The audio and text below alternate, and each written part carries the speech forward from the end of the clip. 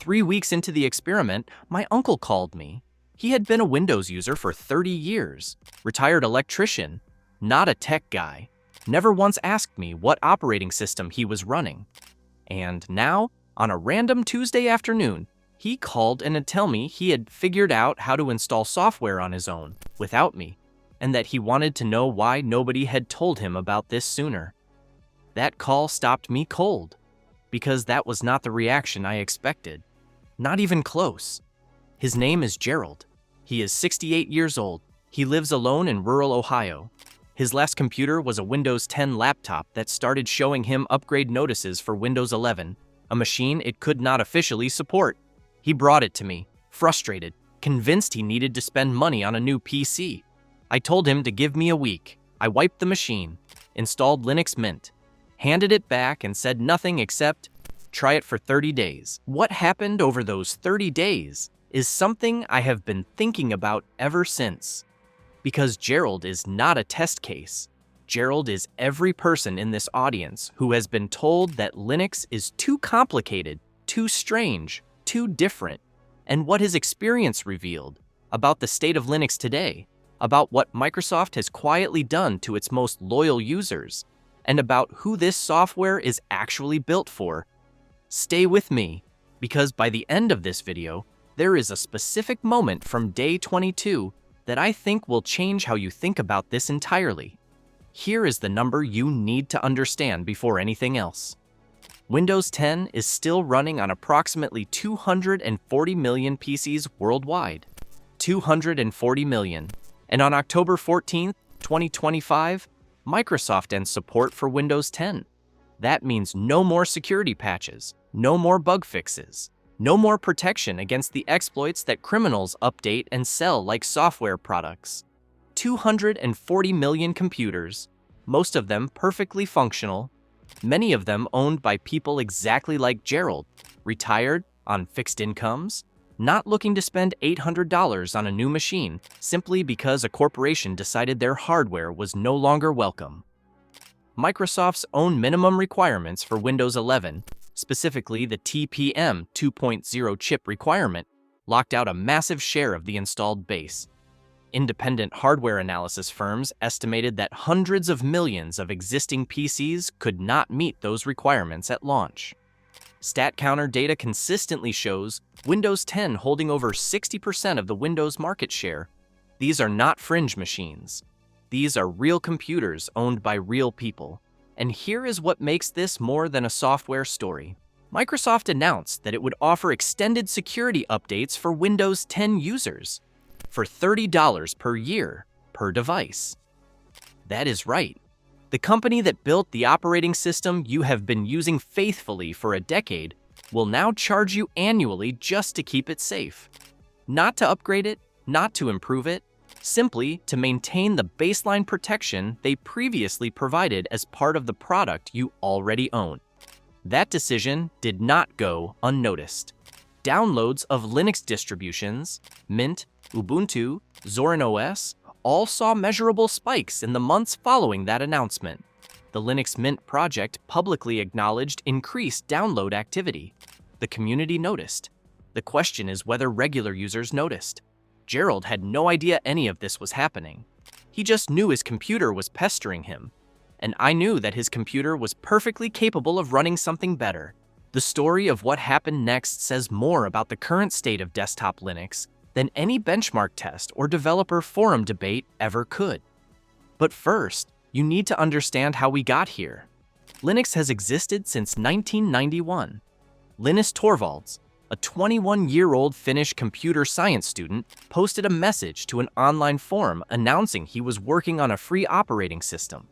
He described it, famously and with notable understatement, as just a hobby and not big or professional like GNU. That hobby now runs the majority of the world's servers, every Android phone ever made, and the supercomputers that model climate, simulate nuclear reactions, and power financial markets. But the desktop? The desktop has been the one frontier Linux never fully conquered. The reasons are real and documented. Software fragmentation across dozens of competing distributions, hardware compatibility problems that required command line troubleshooting most users were never willing to do. The absence of major commercial software, particularly Microsoft Office and Adobe's Creative Suite, and a community culture that, for much of its history, prized technical purity over accessibility. Linux Mint changed the terms of that conversation. First released in 2006 by Clément Lefebvre, a French developer based in Ireland, Mint was built on a specific premise: that ordinary people deserved a Linux distribution that simply worked. It borrowed Ubuntu's broad hardware support, replaced its desktop environment with something that looked and felt far more like Windows, and shipped with the media codecs and proprietary drivers that other distributions refused to include on ideological grounds. It was pragmatic, it was opinionated, and it worked. By the mid-2000s, Linux Mint had become one of the most downloaded Linux distributions in the world. It consistently ranked at or near the top of DistroWatch, the site that tracks Linux distribution popularity, and it built a reputation specifically among users switching from Windows. The forums filled with stories of older users, non-technical users, people who had been brought to Linux by a family member or friend, and who found they could actually function on it. That history matters because it shaped the product Gerald received. Not a raw, unforgiving technical environment, a refined, considered desktop that had been iterated over 18 years specifically to lower the barrier for Windows refugees. None of that context meant anything to Gerald when I handed him the laptop. All he knew was that it looked a little different, and the real story starts with what happened on day one. But before I get to that, there is a specific moment at the end of week 3 that connects directly to everything I just told you about Microsoft's commercial decisions. I will get to that in a few minutes. Day 1 was the test I had been dreading. Gerald is not someone who struggles silently. If something does not work, you will hear about it. He called me twice in the first hour. The first call was about the taskbar. It was at the bottom of the screen, same as Windows, but he could not find his browser. I walked him through finding Firefox in the application menu. 2 minutes, done. The second call was more interesting. He asked me where the antivirus was. I told him Linux did not work the same way, that the architecture of the system made the kind of drive-by malware infections that plagued Windows largely ineffective on Linux, that he did not need a third-party antivirus subscription. There was a long pause on the phone, and then he said, "So I have been paying for that for 20 years, and I did not need to?" That question landed harder than I expected, because the answer for a Linux user is essentially yes. The commercial security software industry that has extracted subscription fees from Windows users for 2 decades exists in large part because of structural vulnerabilities in that platform. On Linux, the threat model is genuinely different. That is not opinion. That is the documented security architecture of the system. Gerald was quiet for a moment, then he said, "All right," and he hung up. That was the turning point. Not a dramatic technical victory, just a retired man quietly doing the math on 20 years of subscription fees he may not have needed, and deciding, in that moment, to keep going. Over the following week, he did not call again. I checked in. He said he had been watching YouTube, which worked immediately, no configuration required, and that he had found a local news website he liked. He had sent emails. He had looked up his pension information. Everything he actually used a computer for, he had done without issue. But the moment that changed my thinking about this entire experiment came later. And it is connected to something Microsoft did that most people in Gerald's position never even heard about. By week 2, something unexpected happened. Gerald stopped calling me with problems and started calling me with questions. That is a different kind of call. Problems mean frustration. Questions mean curiosity. He wanted to know if he could change the color of his desktop. He wanted to know if there was a way to make the text bigger across the whole system, not just in the browser, but everywhere. He had found the accessibility settings on his own and adjusted the font scaling to 125%. He just wanted confirmation he had done it right. He had. This matters in the broader context of what is happening to Windows users right now. Microsoft has spent the last 3 years making Windows 11 progressively more aggressive in its commercial behavior. The operating system now ships with advertisements embedded in the Start menu. It prompts users to create a Microsoft account before they can complete setup, and for a period, attempted to make local account creation deliberately difficult to find. It installs applications the user did not request. It surfaces AI features that collect usage data. It has integrated advertising partnerships into the default app suite. None of that is conspiracy. All of it is documented. The Verge, Ars Technica, and Windows Central, publications that have covered Microsoft favorably for years, all reported on these changes with varying degrees of concern. The reaction from longtime Windows users in forums, comment sections, and YouTube communities was not subtle.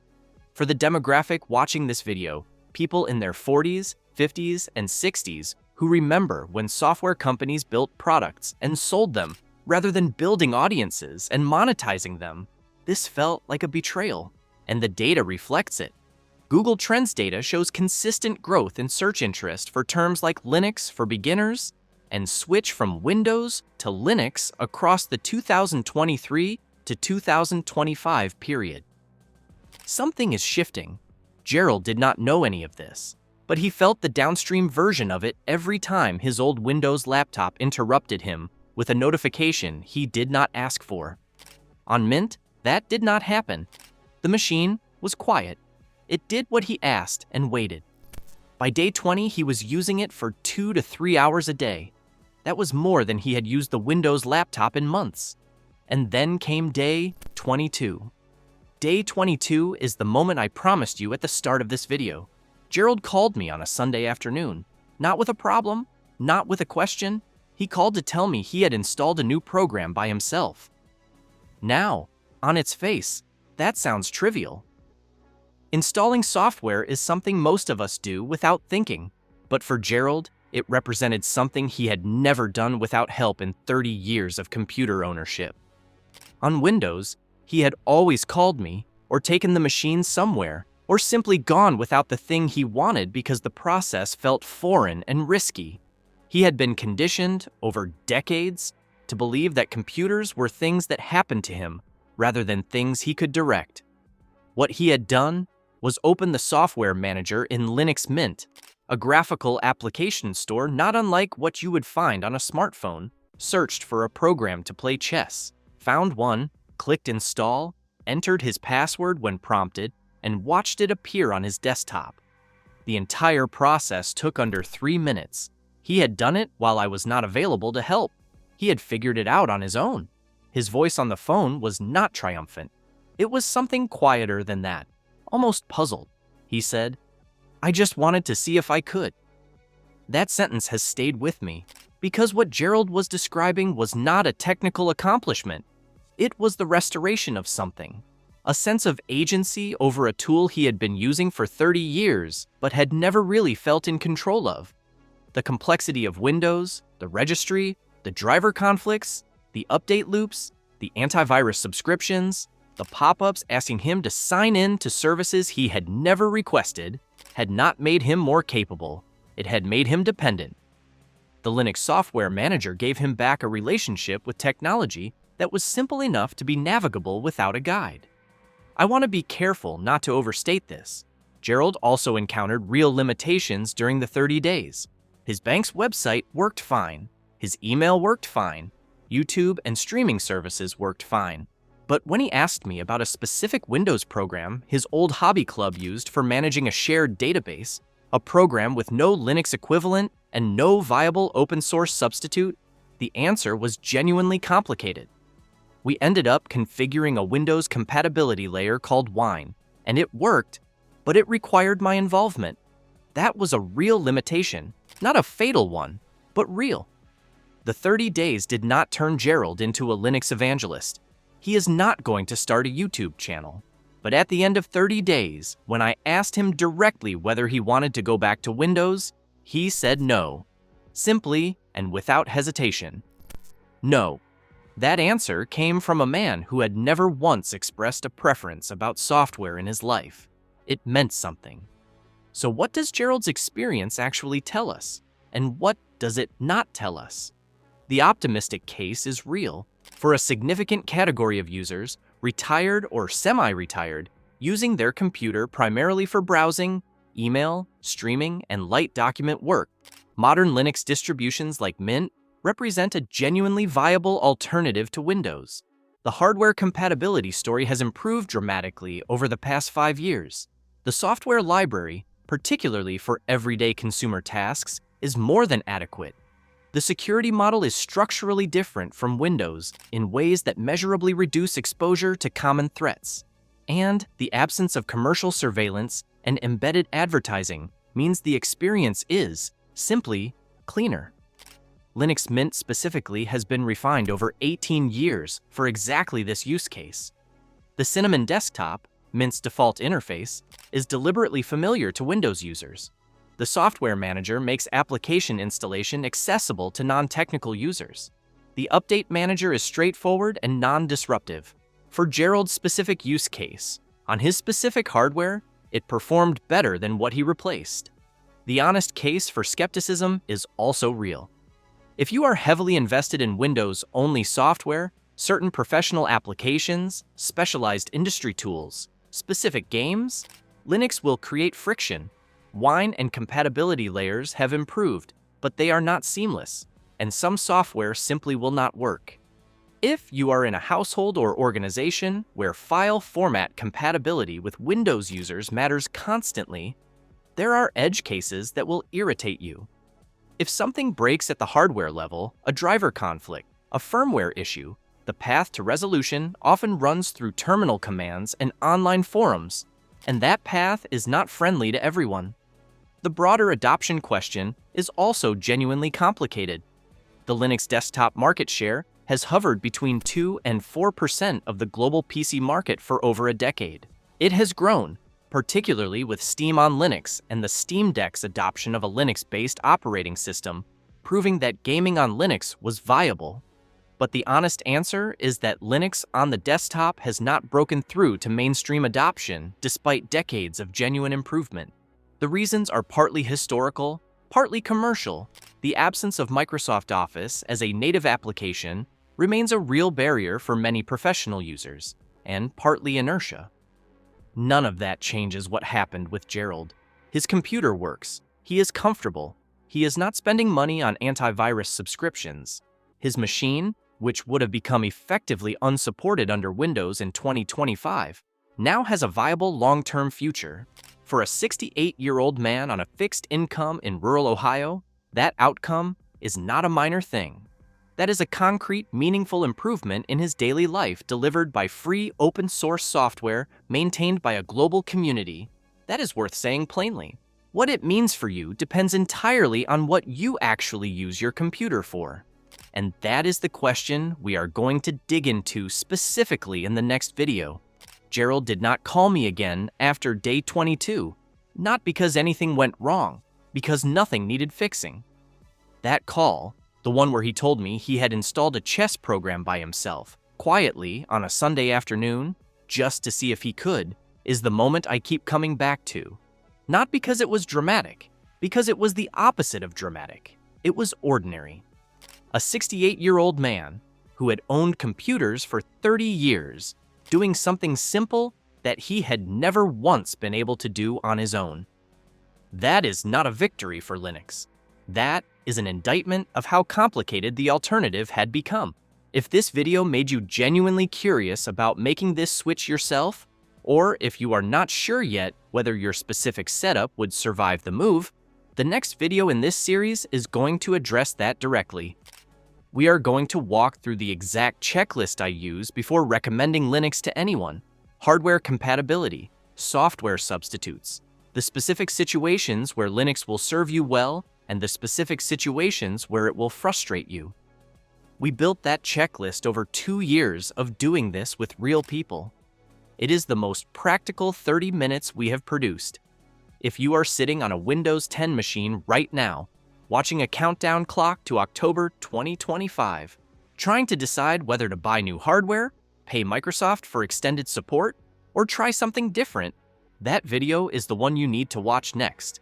And if this story resonated with you, If you recognize Gerald or recognized yourself in the situation he was in, then you already know why this channel exists. Subscribe. And before you go, I want to ask you one thing. Do you have a Gerald in your life? A parent? A grandparent? A neighbor sitting on a perfectly good machine that Windows has quietly left behind? Drop their situation in the comments. How old is the computer? What they actually use it for? I will tell you honestly whether Linux would work for them.